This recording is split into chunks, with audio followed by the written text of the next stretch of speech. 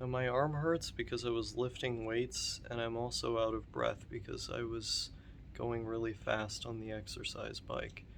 But I want to bring an urgent message to you.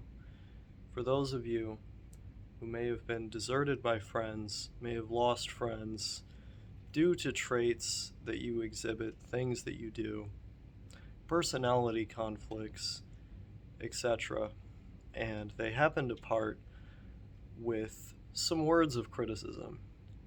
Regardless of how mean they may have been worded, I believe it's vital to look at the form of what's being said rather than get caught up in the individual facts of what's being said, because you can do that all day, and I'm sure in the heat of the moment, when there's a lot of emotion running high, people are likely to say some really stupid and factually inaccurate stuff.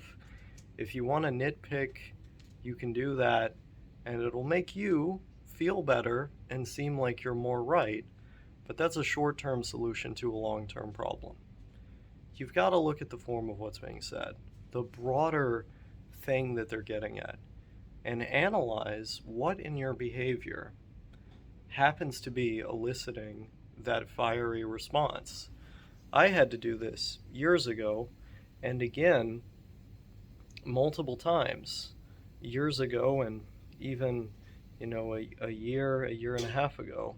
Pretty recent, I'd say. What I'm talking about is ultimatums.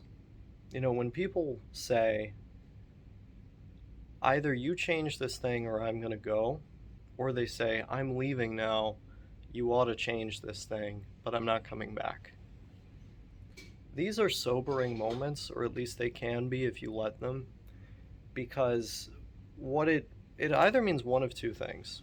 Number one, and I think if you stay around good quality people, this is generally going to be the case. You've got to change something. You're doing something that's problematic and bad. It's causing confrontations with others. You should analyze it, introspect on it, address it. Or two, there are probably problems between both of you, and neither side is actually correct. Um, and also, there's a secret 2.5 option, not fully three because it kind of coincides with what I just said. But it could be a situation where the problem lies more on the other individual.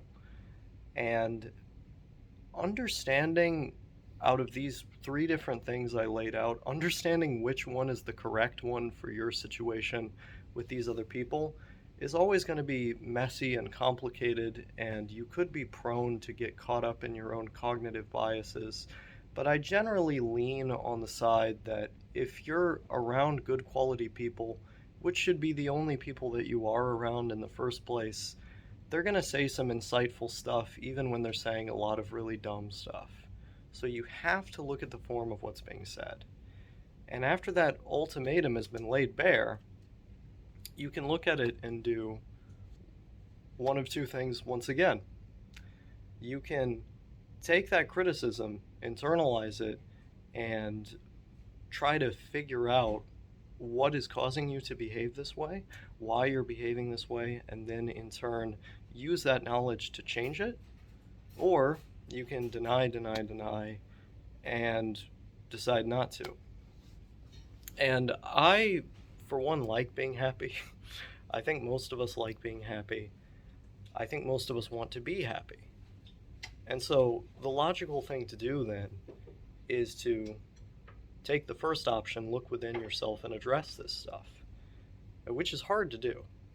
Like, it's really hard to say, yeah, I'm kind of shit, I did a bad thing. Now I need to change that if I want to prevent stuff like this in the future from happening again. But that's what you have to do if you want to prevent stuff like that in the future from happening again. There's only one option there if you want to be happy in the long term, which is to look at it honestly. You got to look at yourself critically and then do something about the people you just lost. You shouldn't do it thinking that you're going to get them back. but you should do it because of all the valuable people that will inevitably come into your life that you will want to keep before they're gone. You should do it because you want to be a better person. You want to feel better about yourself. You want to have a happier experience.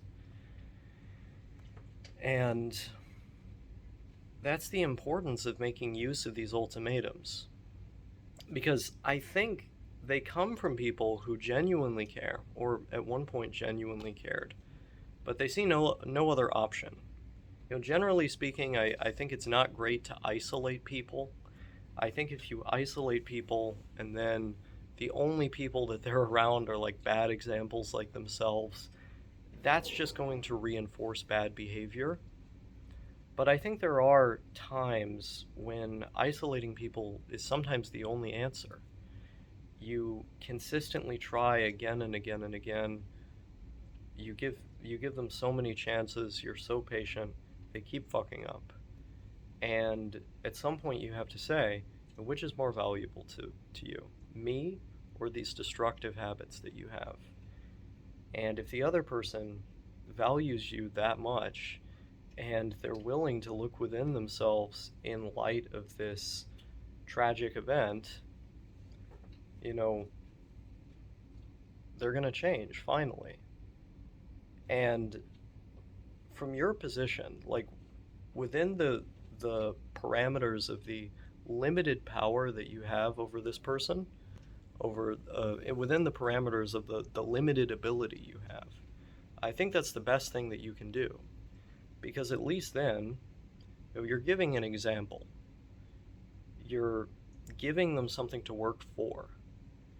And, maybe up to that point, until it came to that point, they didn't realize the gravity of their mistakes. I know I didn't realize the gravity of my mistakes. And I think therein lies the value of ultimatums that our loved ones, those we care about, make to us. Because when it comes down to it's either me or these destructive traits, then things are getting pretty serious. And maybe you start to see what's going on, the gravity of the situation. And if you've exhausted every single resource in, trying to help someone change, trying to be there for someone, I think at a certain point that's really all you can do.